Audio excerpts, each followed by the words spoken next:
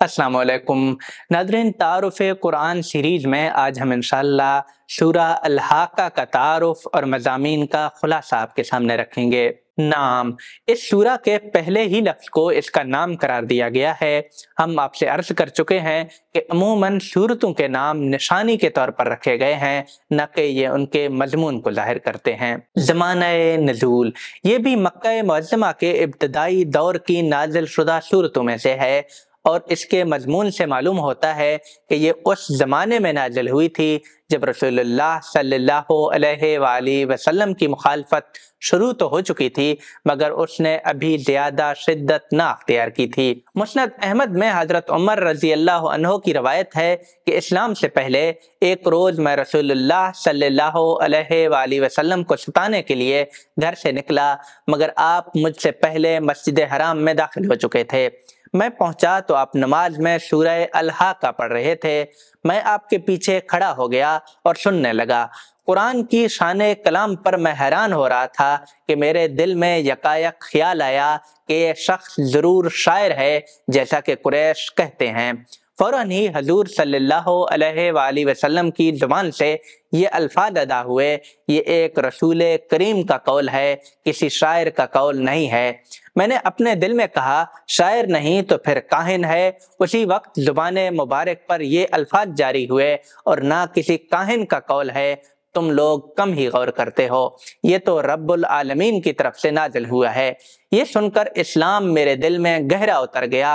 हज़रत उमर रज़ी अल्लाह अन्हु की रवायत से मालूम होता है कि ये सूरा उनके कबूल इस्लाम से बहुत पहले नाजिल हो चुकी थी, क्योंकि इस वाक़या के बाद भी एक मुद्दत तक वो ईमान नहीं लाए थे और वक्तन फ़वक्तन मुतअद्दिद वाक़यात उनको इस्लाम से मुतासिर करते रहे थे, यहाँ तक कि अपनी बहन के घर में उनके दिल पर वो आखिरी ज़र्ब लगी जिसने उनको ईमान की मंजिल पर पहुंचा दिया। सूरा का अमूद और निज़ाम, इस सूरा पर तदब्बर की नज़र डालिए तो इसमें और साबिक ग्रुप की सूराए वाक़िया में मुख्तलिफ पहलुओं से बड़ी गहरी मुशाबियत नज़र आएगी। मसलन दोनों में क़यामत का असबात और उसके हौल की तस्वीर है। दोनों में असहाबुल यमीन और असहाबुल शिमाल यानी दाएं हाथ वाले और बाएं हाथ वालों के अंजाम की तफसील है। दोनों में कुरान मजीद की सदाकत व हक्कानियत पर कसम खाई गई है। साबिक सूरह कलम से भी इसकी बड़ी गहरी मुनासबत है। इसका मरकजी ख्याल वही है जो साबिक सूरा का है, यानी असबात अज़ाब व क़यामत। अलबत्ता नहजे इस्तदलाल दोनों में अलग अलग है। कुरान की अज़मत व सदाकत जिस तरह साबिक सूरा में वाज़ेह की गई है और उसकी तकज़ीब के नताइज से डराया गया है, उसी तरह इस सूरा में भी यही मज़मून ज़ेरे बहस आया है। बस ये फ़र्क है कि साबिक सूरा में ये मज़मून तमहीद की हैसियत से है और इस सूरा में खात्मा के तौर पर और तज़कीर व तालीम के पहलू से।